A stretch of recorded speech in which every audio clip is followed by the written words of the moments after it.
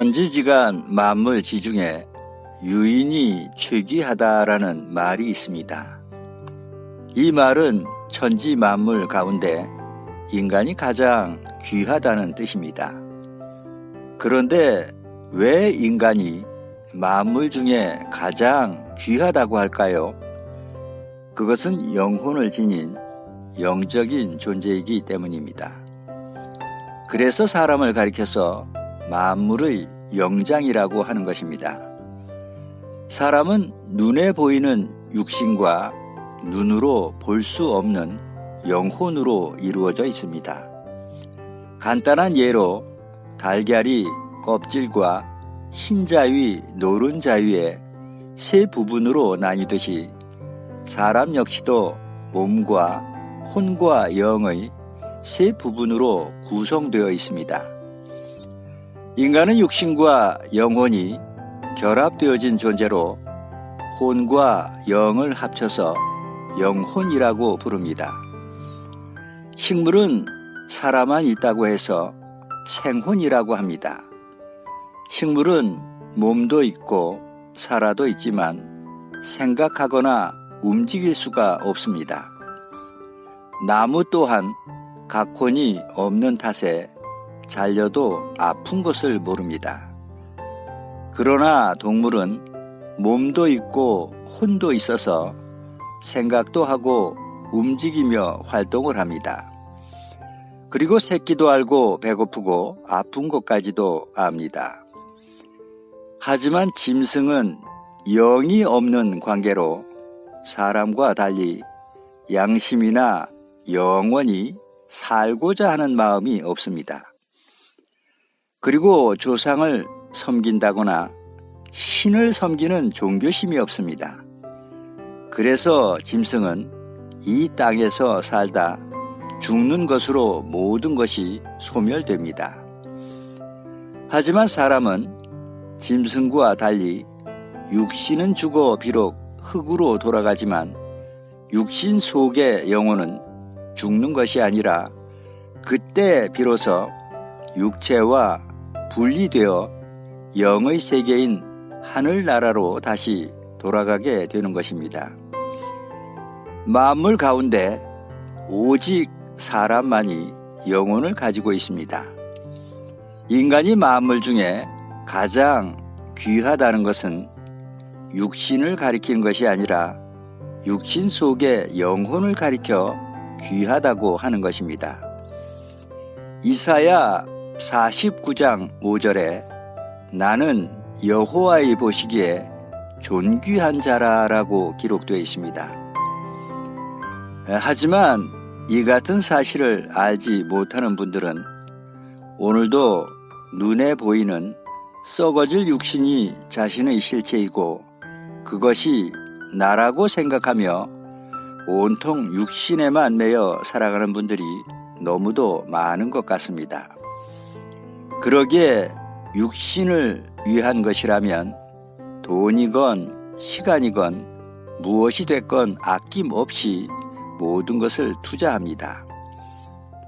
물론 이 땅에서 육신을 입고 사는 동안에야 어찌 몸을 소홀히 할 수 있겠습니까? 하지만 육신도 중요하지만 더욱 중요한 것이 바로 육신 속의 영혼입니다. 따라서 내 영혼이 세상 헛된 것에 오염되지 않도록 항시 마음을 잘 다스려 갈고 닦아서 보석과 같이 아름답고 영롱하게 빛날 수 있도록 부지런히 가꾸셔야 합니다. 왜냐하면 영혼이 곧 진정한 나이고 영혼은 늙거나 쇠하는 것이 아니라 영원한 존재이기 때문입니다. 그래서 나이 드신 분들이 무의식 중에 흔히들 하는 말이 몸은 늙어도 마음은 청춘이라고 이야기들을 하는 것입니다. 고린도후서 4장 16절에 우리가 낙심하지 아니하노니 겉사람은 후패하나 우리의 속은 날로 새롭도다라고 기록되어 있습니다. 여기서 겉사람은 육신을 가리키고 날로 새롭다는 것은 육신 속의 영혼을 가리킵니다. 사람의 몸은 식욕, 성욕, 명예욕 등의 기초적인 욕구와 관련되어 있습니다. 그리고 혼은 마음, 생각, 정신으로 구성되어 있고 혼의 욕구는 사랑, 지식, 고상한 사상입니다. 그리고 영은 신을 섬기는 종교심과 선을 추구하는 양심과 영원히 살고자 하는 영생의 소망을 가지고 있습니다. 예전에 해외 토픽에 다음과 같은 흥미있는 기사가 실린 적이 있습니다. 이스라엘에서 2000년 전에 종려나무 씨앗이 발견되었는데 그 씨를 발화시키는 데 성공했다는 이야기입니다. 그리고 영국의 브라이언이란 사람은 이집트를 방문했을 때 그곳에서 3000년 된 미이라 속에서 완두콩을 발견했다고 합니다. 그는 그 완두콩을 가져와 땅에 심자 놀랍게도 싹이 나고 열매를 맺었다는 것입니다. 100년, 200년도 아닌 2000년, 3000년이란 장구한 세월이 지났음에도 여전히 생명력이 남아있다는 것이 참으로 놀랍고 신비로운 일이 아닐 수 없습니다. 하찮게 보이는 작은 씨앗 하나도 이러한데 만물의 영장이라는 사람이 어찌 100년도 안 되는 삶을 살다가 죽는 것으로 모든 것이 끝이 날 수 있겠습니까? 사람이 집안에서 생활하며 살아가듯이 인간의 육신은 곧 흙집과도 같다 할 수 있습니다. 육신이 집이라면 그 집 속에 살고 있는 집 주인이 바로 영혼입니다.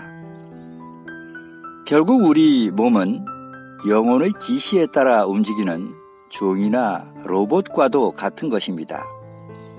사람이 행하는 선과 악의 모든 근원이 눈으로 보기에는 마치 육신이 행하는 듯이 보이지요? 하지만 실상은 육신 속에 영혼의 뜻에 따라 움직인 것에 불과합니다. 따라서 나의 실체는 눈에 보이는 육신이 아니라 육신 속에 살고 있는 영혼이 곧 나의 실체라 할 수 있습니다. 전 세계적으로 임사체험을 했던 많은 사람들의 공통된 증언이 자신이 죽었을 때 몸 밖으로 나오는 것을 경험했다고 이야기들을 합니다. 몸 밖으로 나온다는 그 존재가 바로 영혼입니다. 그래서 욥기 19장 26절에 나의 이 가죽 이것이 썩은 후에 내가 육체 밖에서 하나님을 보리라 라고 기록되어 있는 것입니다.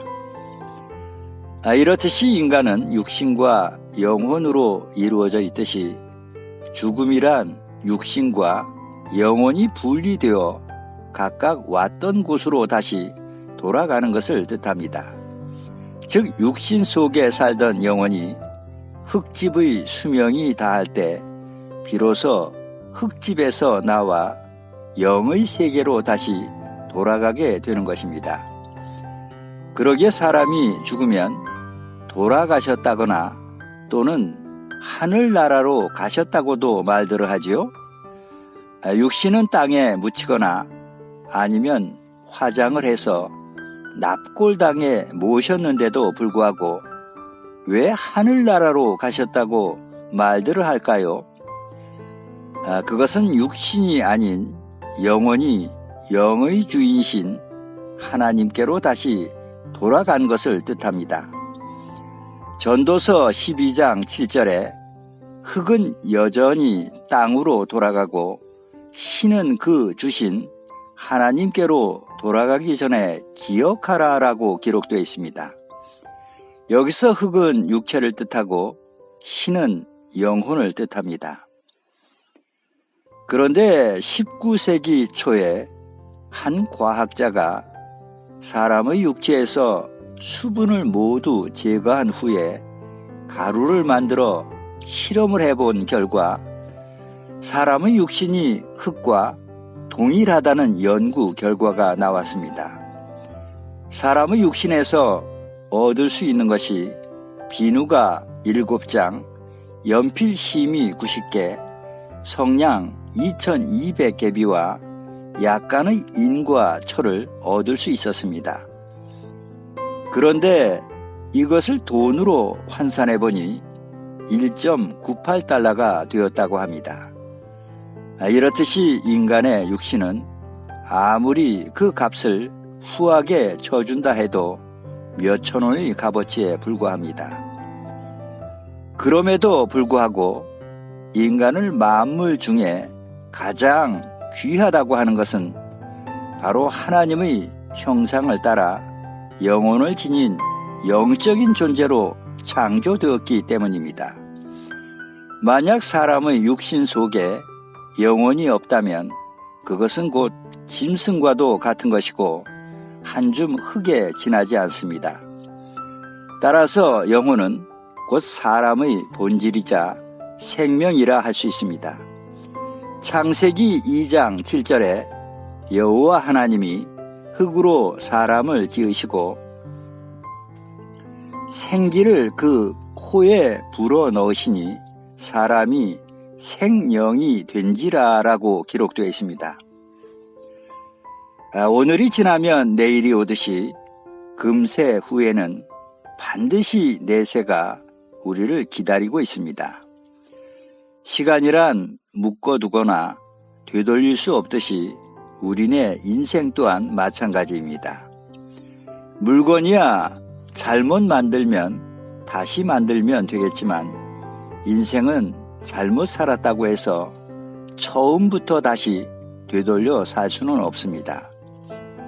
인생이란 연습이 없기 때문입니다. 이 땅에서 살아가는 우리네 삶은 영원한 세계로 나아가기 위한 일련의 준비 과정이라 할 수 있습니다.